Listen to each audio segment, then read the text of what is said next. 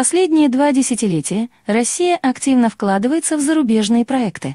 Так, по данным агентства Рейтар, начиная с 2006 года, правительство РФ и госкомпания «Роснефть» выдали Венесуэле кредитов на общую сумму в $17 миллиардов.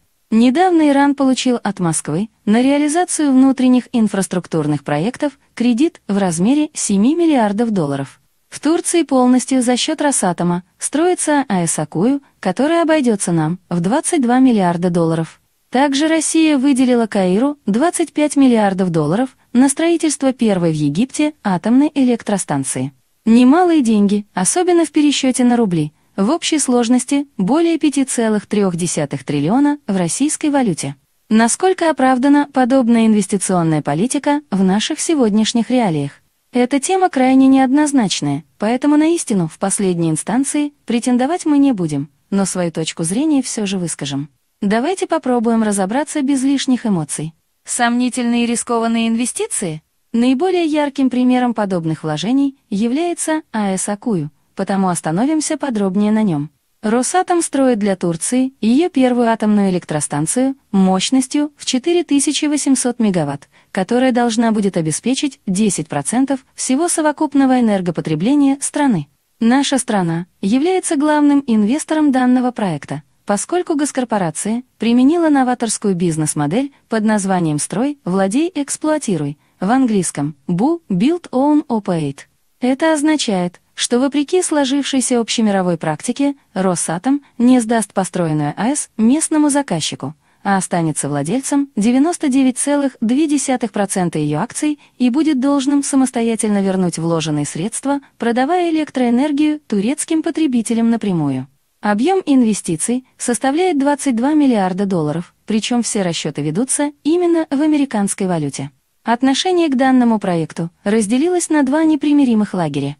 Так, оптимистичные сторонники считают, что это просто шикарная бизнес-идея, поскольку рынок электроэнергии в Турции растущий, и Росатом через свою дочернюю компанию сможет быстро отбить все вложения. При этом, по их мнению, все эти миллиарды долларов тут же возвращаются обратно в Россию для покупки у отечественных производителей высокотехнологичного оборудования.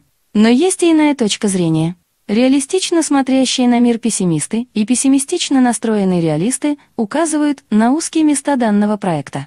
Во-первых, Росатому не удалось добиться от Анкары соглашения на закупку электроэнергии по фиксированной цене, которая гарантировала бы возврат инвестиций.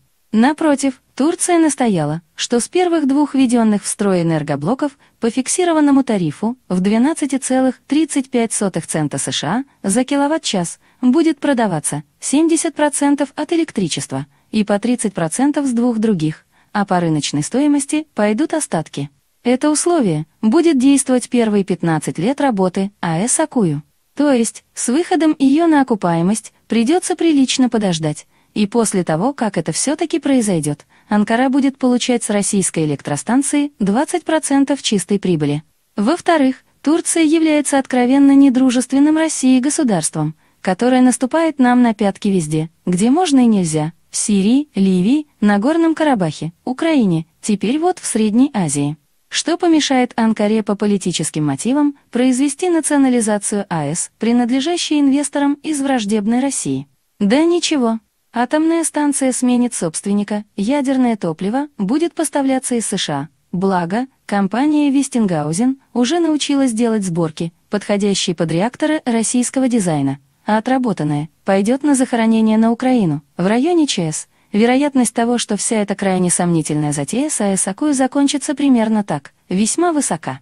Какой же можно из этого сделать вывод? Строить или не строить? Вкладываться в зарубежные инфраструктурные проекты или нет? Что делать? Вопрос крайне неоднозначный. По идее, да, конечно же надо. США, Китай, Великобритания, Франция, все богатые развитые страны так делают, так почему мы должны оставаться в сторонке? Если Россия будет упускать интересные возможности, Кремль за нерасторопность получит вполне заслуженную критику. Но дьявол всегда скрывается в деталях. Проблема заключается в том, что мы находимся с перечисленными державами в разных экономических весовых категориях и в заведомо худших условиях. Американцы, англичане или французы живут богато и могут себе позволить спокойно инвестировать по всему миру. Между собой они всегда найдут общий язык, а для усмирения папуасов без колебаний отправят АУК и воинский контингент, и никто по этому поводу не поднимет вой и визг на весь мир. Китайцы пока к таким жестким методам для защиты своих инвестиций не прибегали, но у них, благодаря мощнейшей экономике и огромному финансовому ресурсу, есть иные способы политического давления. К тому же, они тоже ускоренно строят мощный военно-морской флот. Наша страна на этом фоне выглядит пока что откровенным аутсайдером.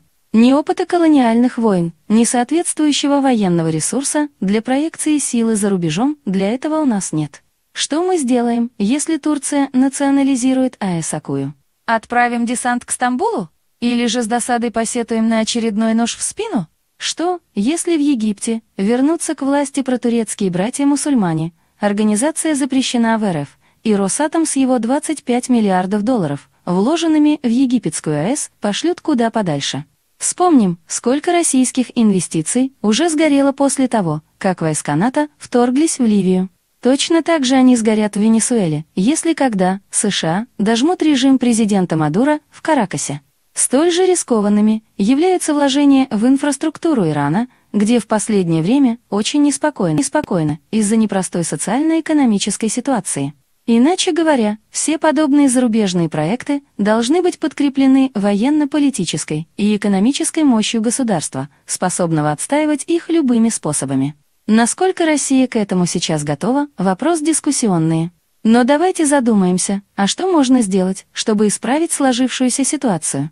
Что, если вместо Египта и Турции построить несколько новых АЭС в нашей стране? Вспомним, что в Европе, США и Китае взят стратегический курс на декарбонизацию, а продукция, имеющая высокий углеродный след, будет обложена повышенными пошлинами. Так давайте построим новые атомные станции и зальем Россию океаном чистой и дешевой энергии, параллельно закрывая десятки угольных ТЭЦ, в буквальном смысле отравляющих жизни миллионов россиян. Если же к дешевой электроэнергии добавить налоговые льготы и помощь государства в обустройстве сопутствующей инфраструктуры, в Россию могут перебраться многие зарубежные производители, открыв свои производства и создав новые рабочие места для россиян, а не для турок, как в проекте АЭС Акую. Вложение в собственную страну, ее энергетику, инфраструктуру и индустрию, в ее профессиональные кадры являются самой верной формой инвестиций, оптимальной и безопасной. Разве не было разумным для начала решить все внутренние проблемы, которых в нашей стране не счесть, а потом уже заниматься внешними делами?